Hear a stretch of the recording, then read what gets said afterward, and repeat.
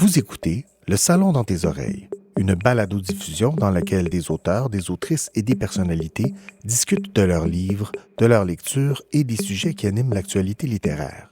Les enregistrements ont été faits lors du dernier Salon du Livre de Montréal en novembre 2020. Ce contenu est aussi disponible en vidéo sur www.salondulivredemontréal.com. Bonne écoute et bonne lecture.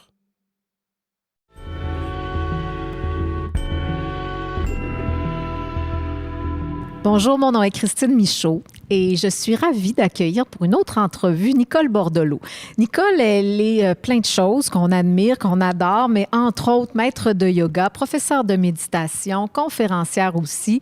Elle nous a déjà offert plusieurs livres en cadeau, un premier roman d'ailleurs l'année passée. Et maintenant, elle vient nous proposer son 7e, puis on dirait que c'est pas un hasard que ce soit le 7e, on pourra s'en reparler, et qui s'intitule « Tout passe ». Alors, c'est de ça qu'on va s'entretenir. Nicole, je suis tellement contente que tu sois ici avec moi aujourd'hui, avec nous autres. Hey, mais c'est un plaisir. Merci d'avoir accepté là, de mener cette entrevue-là. De t'interviewer, oui? C'était tellement une grosse réflexion. De cette rencontre-là, je suis contente, Christine, merci. C'est une bénédiction. Écoute, j'ai dit 7e livre, là, puis moi, c'est sûr que ça m'attire un peu des fois d'avoir une réflexion haute, de se demander. Le chiffre 7, en plus, je trouve que c'est un beau chiffre sur l'intériorité, même spiritualité. Est-ce que pour toi, ça a une connotation particulière pour ce livre-là? Ben non, parce que, à quelque part, je n'avais même pas réalisé que c'était mon 7e livre avant que ce livre-là soit publié, là. Donc, mais bon, tant mieux. Tant mieux s'il porte ça. Et bien là, on parle évidemment du chaos en lien avec la pandémie actuelle. Oui. Il y a différents types de chaos. Et comment ça s'est passé si on fait la genèse là, de l'écriture de ce livre-là? C'est parti d'où l'idée, là, ou à quel point c'était important pour toi d'écrire ça? Mais c'est ça, ce livre-là, c'est une réelle surprise pour moi parce que j'avais publié une fiction l'année dernière qui s'intitulait « S'aimer malgré tout ». Et je m'étais dit, moi, 2020, là, justement, parce que j'avais publié quelques ouvrages, je vais juste écrire pour moi-même parce que ça fait partie de mon rituel quotidien, mais je ne publie pas parce que j'avais l'impression, là, justement, de n'avoir rien à partager. Mais après 3 mois, justement, quand la pandémie a été déclarée, je me suis retrouvée comme figée sur place. Et d'entendre le mot virus, d'entendre le mot pas de traitement, pas de médicaments, pas de vaccin, m'a ramené des années derrière, lorsque j'ai été diagnostiquée avec l'hépatite C. Puis ça a réveillé à l'intérieur de moi un véritable chaos, là. Puis je me suis dit, après quelques jours, ben attends, tu as déjà traversé quelque chose de similaire, puis là, on le traverse collectivement, tu n'es pas seul. Alors, je suis retournée dans mes carnets, je suis retournée dans ma pratique, dans mes enseignements, puis j'ai vraiment approfondi ma pratique de méditation. Et de là, petit à petit, j'ai souligné des choses dans mes journaux intimes, j'ai commencé à réécrire. Et après quelques mois, j'ai vu que se dessinait un livre. Et c'est drôle parce que tout passe. C'est le premier enseignement qui m'a été donné il y a une 30aine d'années. Et là, que ce livre-là porte ce titre-là, pour moi, c'est vraiment un beau cadeau. Mais tu dis tout passe, mais quand même, ça peut laisser des traces. Ah oui, oui. C'est pas tout passe dans le sens que, OK, c'est oublié, fini, on met ça de côté. Non, tout passe, puis on passe à autre chose, là. Non, c'est vraiment pas ça. C'est tout passe, bien entendu, tout change, tout est voué à se transformer. Mais à travers ça, il va y avoir du chaos, de l'inconfort. Et comme dit Alexandre Joliat, c'est le bordel. C'est vraiment le bordel, oui. Mais en même temps, je trouve ça beau puis tellement important que tu aies osé parler du sujet du chaos. Même, je cherche ta première citation. Elle dédiée le livre, c'est écrit « Ce livre est dédié à ceux et celles qui accueillent le chaos de la vie en eux. » Tellement. Parce que la vie, à plusieurs reprises, c'est chaotique. Mais c'est chaotique, mais tout ce qui se crée à quelque part dans le chaos. Et la grande majorité des gens le savent, toi aussi, tu le sais par expérience, il y a des moments où notre vie, peut-être pas littéralement, mais notre vie s'effondre. On a l'impression qu'elle se retrouve en mille et une miettes à nos pieds. Puis la seule bonne nouvelle pour moi, en tout cas par expérience dans ces situations-là, c'est qu'on peut choisir les morceaux. Dans ce oui. chaos-là, là, on peut rechoisir les morceaux pour se reconstruire, se repenser. Et quelle belle image. du chaos émerge une création nouvelle. Mais qui demande un certain ménage. Qui demande un ménage, puis qui demande aussi d'accepter l'inconfort, d'accepter de traverser nos zones d'ombre, d'accepter de regarder nos faiblesses, de regarder nos limites, d'accepter qui nous sommes dans toute notre entièreté. Et je pense que quand on commence à avoir un regard plus bienveillant sur soi, sur notre humanité, sur notre vulnérabilité, bien, à travers ce chaos-là, on peut déceler des zones de lumière, puis partir de là, repartir de là. Puis c'est bien parce que accepter, justement, là, je trouve que ça vient un peu... pas neutraliser ou contrecarrer, tu sais, cette espèce de recherche que plusieurs personnes ont du truc là, magique, facile, qui ne demande pas d'effort. Tu sais. Je ne sais pas comment on pourrait se rentrer, pas nécessairement dans la tête, mais plus peut-être dans le cœur même, mais que, tu sais, dans le fond, la vie, c'est pas toujours facile, c'est pas toujours rose, mais les efforts qu'on y met ou quand on fait le ménage dans la période de chaos, bien, on y gagne. C'est immense ce qu'on peut gagner. Mais tellement, parce que quand on regarde derrière, Christine, c'est très, très rare là, qu'après un week-end de pina colada à Punta Cana, tu te dis, oh mon Dieu, j'ai eu comme un éveil spirituel. C'est assez rare. Peut-être, c'est arrivé, Ça, ouais, mais c'est assez rare. Pas, mais... Mais généralement, après une épreuve, quelque temps après, là, pas au cœur de l'épreuve, mais on se dit, OK, après mon divorce, après ma faillite personnelle, combien de gens disent, mon Dieu, j'ai découvert en moi là, une force que je ne connaissais pas, un talent que j'avais qui sommeillait là, une ressource tu sais, que je n'avais jamais exploitée ou osé regarder. Donc, c'est ça, très souvent, c'est à travers ces zones-là que se révèle notre véritable potentiel pour tout le monde aussi. Oui. Puis c'est des cadeaux. Est-ce que toi, Nicole, dans ta vie personnelle, est-ce que je peux te demander, depuis justement cette fameuse phase d'angoisse là, qui a comme repris ton écriture, qui a amené à l'écriture de ce livre-là, pourquoi tu dirais merci à la pandémie actuellement ou qu'est-ce que ça t'a amené de lumineux si on regardait ce côté-là? Oh mon Dieu! Je pense que tout ce qui a besoin d'être remonté à la conscience a été éveillé et réveillé collectivement et individuellement par cette pandémie-là.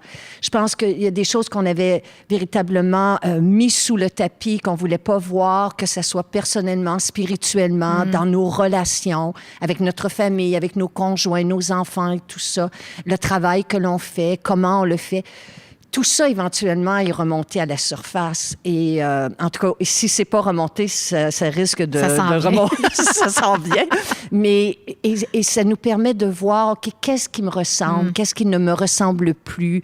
Qu'est-ce que j'ai à voir chez moi qui peut-être est cause de souffrance, qui m'affaiblit ou qui me limite? Quelles sont les pensées aussi que je pourrais revisiter pour voir est-ce que ça participe véritablement à mon mieux-être? Puis, je pense que la pandémie, à quelque part, a suscité de nombreuses réflexions. Il y a des gens qui se sont mis à la méditation, qui ont commencé juste à marcher dans la nature. Ils ne marchaient plus. Il y a des gens qui travaillent moins. Il y a des gens qui se sont mis à cuisiner.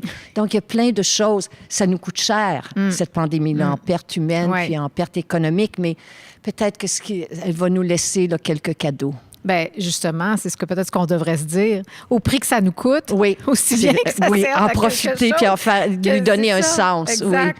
Il y a une citation, plusieurs citations. Là, j'ai des post-it un peu partout dans le livre. Mais ce qui nous amène, ce qu'on est en train de dire là, je trouve que ça amène à quand tu parles d'un humain unifié. Ça, je trouve ça beau. Je vais te relire une partie de ton livre. Pour devenir un être humain unifié, il me fallait commencer par accepter d'être humaine, imparfaitement, pleinement. Je devais donc trouver le courage et l'humilité d'accepter tout ce que j'avais repoussé de moi-même auparavant, le chagrin, la vulnérabilité, l'impuissance, la peur, la colère, la solitude. Sinon, ma guérison, dans le sens plein du terme, ne pourrait s'amorcer. Est-ce que l'on devrait s'écrire ça quelque part puis l'accrocher, l'afficher pour qu'on le voit le plus souvent possible?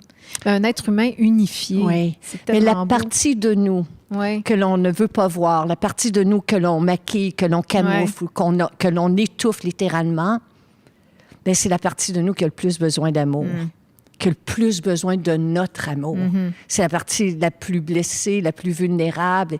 Et quand on peut vraiment l'accueillir dans le véritable sens du terme, là, Ouais. avec bienveillance, elle se transforme et c'est elle qui détient la clé de notre bonheur, de notre paix intérieure. En tout cas, c'est mon expérience à moi. Ah oui, c'est magnifique comme image aussi.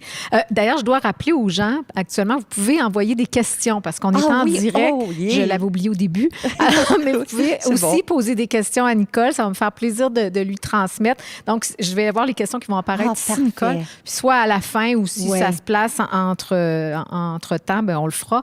Mais ça va me faire plaisir de répondre à vos questions, s'il y en a. Un autre terme sur lequel tu insistes quand même, que je trouve important aussi, en fait, deux choses qui vont ensemble, l'impermanence et l'éphémère. Oui. Oh, Il mais faut parler plus de Oui. ça, non? Mais il y a une dame qui m'a fait parvenir une question, 76 ans. Elle m'a dit, donnez-moi des exemples d'impermanence. J'ai fait, ah oui, vraiment? Mais on n'a qu'à se lever le matin et à se rappeler quelle était l'émotion avec laquelle on s'est levé le matin, celle qui est là présentement. On n'a qu'à se regarder dans le miroir pour voir l'impermanence. Le jour cède place à la nuit. L'hiver va céder sa place éventuellement au printemps. On est entouré d'impermanence et pourtant, nous avons cette quête de permanence et de sécurité extérieure. Mais quand on réalise que tout est fragile, tout est éphémère, à court ou à long terme, bien là, on peut revenir à l'intérieur. Puis, il y a une très, très belle phrase qui appartenait aux anciens. Mon grand-père était cultivateur, mon grand-père savard. Puis, quand on demandait à ma grand-mère, « Il est où? » Grand-papa disait, « Il est parti marcher sa terre. » Puis récemment, dans une retraite, il y a une dame qui m'a ramené cette belle Ouais, c'est beau. image-là. Fait que peut-être que la pandémie nous invite à marcher notre terre intérieure. Ah, wow! Oui, c'est beau comme image, marcher Ouais. notre terre intérieure. Oui, puis je pense de prendre conscience de cette impermanence, Oui. c'est un super remède anti-stress sûrement Tellement. aussi. Parce qu'on Oui. c'est là qu'on s'aperçoit à quel point on se met tellement de pression à vouloir cristalliser les choses. Tu sais, que ça ne change pas. Cristalliser. C'est beaucoup ça, hein? Tellement. Oui. Puis ça peut nous permettre aussi de profiter pleinement de nos moments de bonheur et de joie, sachant qu'eux aussi sont soumis à l'impermanence. Oui, Ouais. ouais, tout à fait. Tout Ouais. passe. Tout passe, Quand on dit c'est tout passe, c'est... Oui, tout, là. Il n'y a pas d'exception. Oui, des fois, on voudrait choisir que Non. le négatif, ça peut passer. Oui. Le positif, non, Oui, on c'est veut que ça. ça reste assez Ouais. fou. Hein? On demeure comme des petits-enfants, je trouve, un peu. Tu sais, dans ce sens-là, Ouais. comme si on rêvait d'un monde qu'on s'imagine parfait à notre façon, puis que dans le fond, la vraie perfection n'est pas là. Non, puis je pense que l'être humain est le seul être vivant sur cette planète-là qui résiste au changement. Autant. Tout ce qui nous entoure accepte de se laisser traverser par la vie puis transformer, oui. Effectivement, ça me rappelle la phrase de notre ami commun je pense qu'il avait écrit à plein d'endroits, Rémi Tremblay, qui citait John Lennon, « La vie, c'est ce qui arrive Oui. quand on avait prévu autre chose. » Tellement. Hein? Oui. C'est beaucoup ça. Tellement. Oui, c'est Mais si ça. on pouvait s'amuser, justement, Oui. de, tu sais, parvenir, tu parles beaucoup de lâcher prise aussi dans Oui. ton livre, parvenir à ce... D'ailleurs, si tu le définissais, c'est quoi pour toi le lâcher prise? Je sais qu'il y a on Oui. est beaucoup à avoir un... Tu sais, on a du mal à le définir, puis surtout à le positionner par rapport, par exemple, au fait de persévérer. Tu sais, jusqu'à Oui. quel point je dois persévérer dans la vie, jusqu'à quel point je dois lâcher Oui. prise. Bien, c'est tellement galvaudé de Ouais. lâcher prise. Tu sais, quand tu dis à quelqu'un, oh, lâche prise, c'est comme dire à quelqu'un au bord d'un précipice, hey, Ben oui. respire. Mais pour moi, le lâcher prise, c'est mettre une virgule au bout de mes phrases. Ah oui. Parce qu'éventuellement, si je mets un point, la vie va l'effacer. Donc, c'est demeurer, faire les efforts qui sont nécessaires, mais aussi être ouverte à ce que la vie me propose autre chose ou m'amène complètement ailleurs, puis de lâcher prise aussi sur nos exigences envers les autres, nos attentes envers les autres. Ça apporte énormément de paix intérieure. Effectivement. Et ça nous libère, j'imagine. Tu parles beaucoup de liberté aussi. Oui. J'ai l'impression qu'une liberté, la liberté intérieure, Oui. peut-être surtout. Comment La tu liberté définirais ça? intérieure. La liberté intérieure, je pense qu'elle est correspondante à la connaissance de soi. Ah oui. Tu sais, elle est reliée à la compréhension de qui nous sommes, à la connaissance de qui nous sommes. Puis quand on prend un moment pour entrer en amitié avec soi, parce que pour moi, c'est ça, la pratique spirituelle, c'est vraiment d'entrer en amitié avec nous-mêmes. Puis,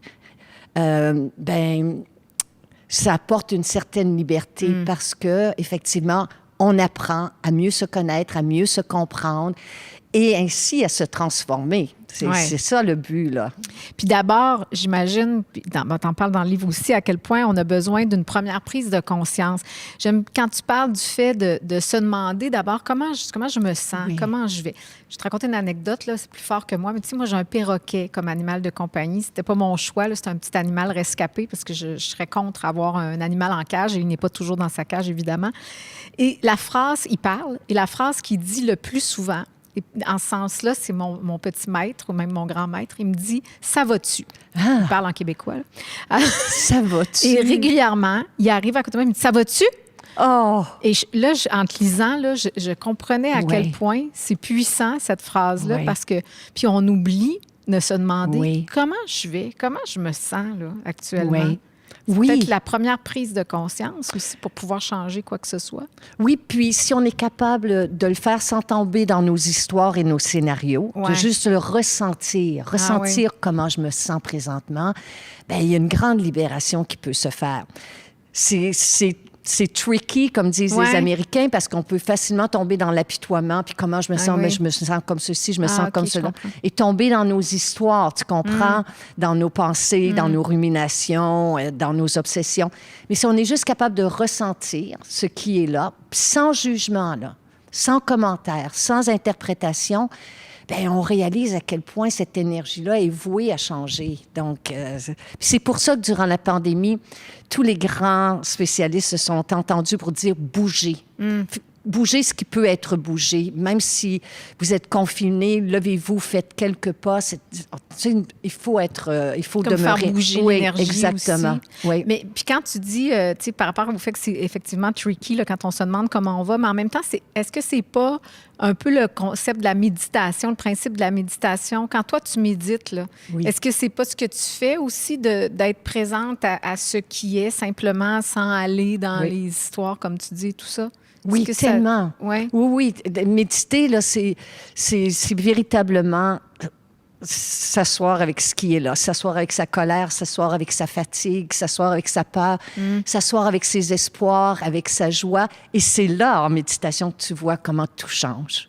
Là, au début de la méditation, les pensées qui étaient là ne sont plus les mêmes qu'en fin de séance, puis ça varie constamment. Puis si on pouvait petit à petit, dépoussiérer le mot méditer, dépoussiérer de ces images, de ces concepts-là, puis s'accorder juste un moment là, pour s'asseoir avec soi, on réaliserait à quel point c'est puissant et bénéfique. Ce que ça peut donner. Mais d'ailleurs, j'ai envie de te demander en profiter, puis pour le bénéfice de tout le monde, tu es maître de yoga et professeur de méditation. Alors, peut-être justement pour les gens qui n'auraient jamais médité ou presque pas, là, quand tu arrives avec des gens qui sont vraiment au tout début, qu'est-ce que tu conseilles? C'est quoi tes meilleurs conseils pour que quelqu'un qui se dit, bien, justement, là, en temps de pandémie, il y a peut-être des gens qui n'ont jamais médité de leur vie puis qui se disent, bien, peut-être que ça me ferait du bien, mais ils sont pris aussi peut-être dans les images qu'on a déjà eues, d'être assis d'une manière, pour certains, qui leur paraît terriblement inconfortable, puis ils se disent, ah, ben je serai jamais capable d'être 1 heure sans rien penser, parce qu'on a déjà entendu ça aussi.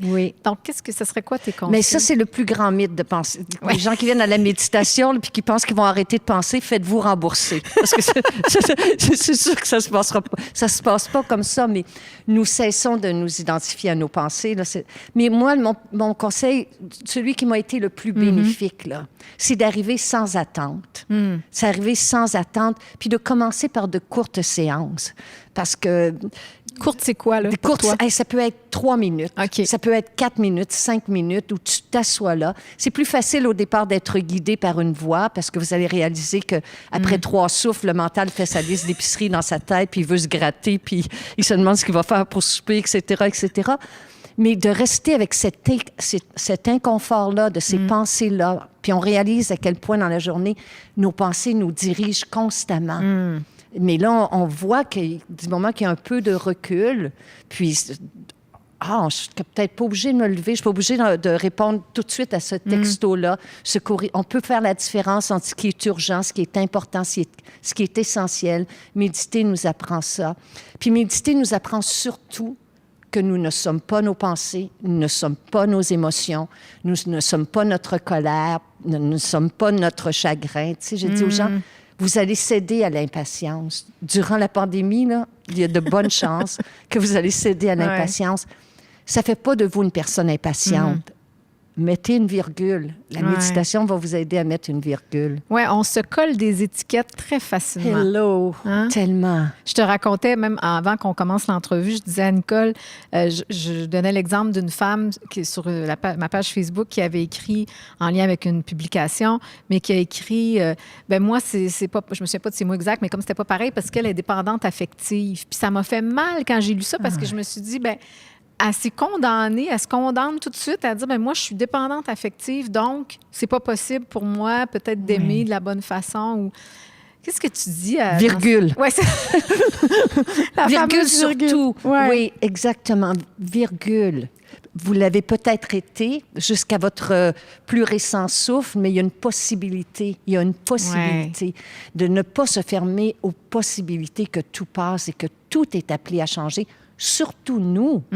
Alors, c'est ça. Oui, on devrait peut-être faire l'exercice de regarder, comme tu l'as dit un peu plus tôt, mais tout ce qu'on a vécu avant, tout ce qu'on a traversé déjà, ce qu'on a gagné en le traversant, peut-être que ça nous on y gagnerait en espoir, en se disant, je l'ai déjà fait. Comme tu as fait par rapport à ton diagnostic, puis après l'angoisse qui est revenue avec la pandémie, c'est un peu ça. Oui, il y a son nom m'échappe malheureusement, là, mais il a écrit un magnifique livre qui s'appelle Fora et qui dit à un moment donné, le pire dans votre vie est survenu et vous avez survécu. Ah, c'est beau. Et quand tu pars de cette phrase-là, si vous regardez dans votre vie, vous avez déjà eu des pertes, des échecs, des peurs, des angoisses, des nuits blanches. Le pire, à quelque part, est survenu. Puis vous avez survécu. Vous êtes encore là. Vous êtes encore là. Fait que ça commence bien. C'est de bon augure. Je regarde les questions parce qu'on en a. On a même des commentaires d'amis. On a Mireille Bertrand qui nous salue toutes les deux. Donc, salut Mireille. Contente de savoir qu'elle est là. Que de lumière qui se dégage, qu'on nous dit Daniel Grégoire. José Desbiens a écrit « Merci tellement, Nicole, car la virgule en lettres majuscules, a transformé ma vie. » C'est pas rien, le pouvoir d'une virgule. Tellement. Qui aurait dit? Alors, les questions, il y en a une qui dit « Dans cette vie effrénée où nous sommes... » où nous sommes constamment connectés sur nos téléphones et où le travail prend de plus en plus de place, quels petits trucs pratiques et quotidiens me conseillez-vous pour revenir à l'essentiel et prendre le temps de prendre le temps? Levez les yeux vers le ciel. Ah oui. Levez chaque jour les yeux vers le ciel. Retrouver l'espace, la vastitude, le fait de savoir que on est dans une immensité qui nous dépasse, qui est mystérieuse. Et dans le livre, justement, à part l'impermanence, c'est l'art de l'attention. C'est que les neuroscientifiques nous disent, nous vivons en hypervigilance, en hyperconnectivité en raison de nos écrans, en raison de la pandémie aussi. On est en train de perdre nos autres sens. Alors, de se détacher des écrans, puis d'entrer là, véritablement à travers nos autres sens, la vision, l'écoute, le toucher, l'odorat, quelques instants par jour. Quand vous vous lavez les mains, on se lave les mains fréquemment, là, au lieu de le faire mécaniquement, machinalement, prenez ce moment-là pour prendre des nouvelles de vous, sentir votre corps, sentir le sol. Tous ces gestes-là. Ou ne serait-ce qu'être vraiment présent à ce qu'on fait. Tu sais, là, en psychologie positive, on parle du micro-flow, qu'on appelle ça. C'est quand on fait une tâche de la vie quotidienne, mais en y mettant toute son attention, comme si notre vie en dépendait presque. Là, tu sais, en le faisant. Mais moi, je trouve ça, depuis que je fais ça, j'ai l'impression que j'ai plus de temps même. Plus de vie. Ça distend le temps, ça donne plus de vie, plus de lumière, de tout. C'est formidable là, de faire sa vaisselle. Je pense que c'est Thich Nhat Hanh qui disait on devrait faire la vaisselle en s'imaginant qu'on donne le bain à bébé Bouddha. Oh mon Dieu. C'est mignon. OK. Hein? Mais si je donnais le bain à bébé Bouddha, là, je pense que je serais pas mal attentive puis je ferais attention. Oui, exactement. Mais lever les yeux vers le ciel, même si vous êtes confiné, aller près d'une fenêtre, retrouver le sentiment d'espace, là, ça apporte beaucoup de paix intérieure. Oui, sans doute. On a aussi, quels sont les mon Dieu, grande question, là. Peut-être tu pourras en parler d'une. J'imagine que tu en as plein. Quelles sont les rencontres marquantes de ta vie? Hélène, Ah, ben bien oui. entendu. Numéro un. Hélène, tellement. Hélène, qui est ma conjointe des 29 dernières années, ça, c'est pas juste la rencontre marquante de ma vie, c'est si j'avais à nommer le mot succès, je pense que ça serait ce qu'on arrive à faire de notre relation. Ça, c'est certain. Il y a eu d'autres rencontres, bien entendu, mais ce sont pas nécessairement des gens qui sont connus. J'ai côtoyé pendant quelques années là, des gens qui étaient dans une grande dépendance, puis je les ai vus séparer un sandwich ou s'enlever un manteau sur le dos pour le passer à quelqu'un pendant 5 minutes. Ce sont des moments qui ont transformé ma vie, Puis moi, je crois fermement à la bonté de l'être humain. Ah oui. Je pense qu'on peut l'oublier, là, mais je crois fermement que dans le pire, l'être humain sait se relever. Puis il y a une mère qui disait à son enfant, quand tu regardes le chaos, quand tu regardes les désastres, les tragédies, cherche celui ou celle qui aide. Wow. Fait que durant les mauvaises nouvelles, là, à la télé, cherchez celui ou celle qui aide des yeux. Ça va vous aider à mieux Ça met mieux notre comprendre. focus aussi au bon Merci pour cette endroit. belle question. Quel souhait as-tu pour l'avenir? Qu'est-ce que tu aimerais voir plus dans notre monde? Je ne sais pas si vous allez aimer ma réponse. J'aimerais qu'on ait une plus grande inclusion des passages de la vie, c'est-à-dire qu'on cesse de cacher la vieillesse, la maladie, la mort, qu'on est une des seules sociétés qui maquille ses morts, là, on s'entend. Là. Vrai. J'aimerais mieux qu'on inclue, j'aimerais ça voir notre humanité. Et un peu comme on fait en Orient, tous les grands passages de la vie sont vécus à travers tous les âges. Donc, célébrer à travers tous les âges, qu'on puisse célébrer, trouver quelqu'un qui vieillit, quelqu'un qui est malade, mais voir l'être humain qui demeure derrière ça. Ouais. Et peut-être se détacher un peu de tout ce qui est apparent. C'est ce que j'aimerais le plus, mais bon... Comme tout le monde, là, je fais partie de... Ah non, mais je le porte avec toi, là. Ouais. C'est clair. Effectivement, ça nous ferait beaucoup de bien. Il nous reste pas tout à fait 4 minutes. Je regarde s'il y a une question qui... parce qu'il y en a qui sont plus intenses aussi, évidemment. Ah oui, moi, je n'ai pas de problème avec les questions intenses. Non, mais je veux dire qu'ils peuvent être développés longuement aussi, là. Oui, il y a un peu répondu pour la présence. Bonjour, je m'occupe d'accompagner des personnes et leurs familles en fin de vie. Est-ce que Nicole pourrait me donner un conseil pour mieux pouvoir faire cet accompagnement, s'il vous plaît? C'est une belle question quand même. Mon Dieu, et c'est surtout parce que... une belle personne. C'est Lina Lina qu'elle s'appelle, oui. Oui.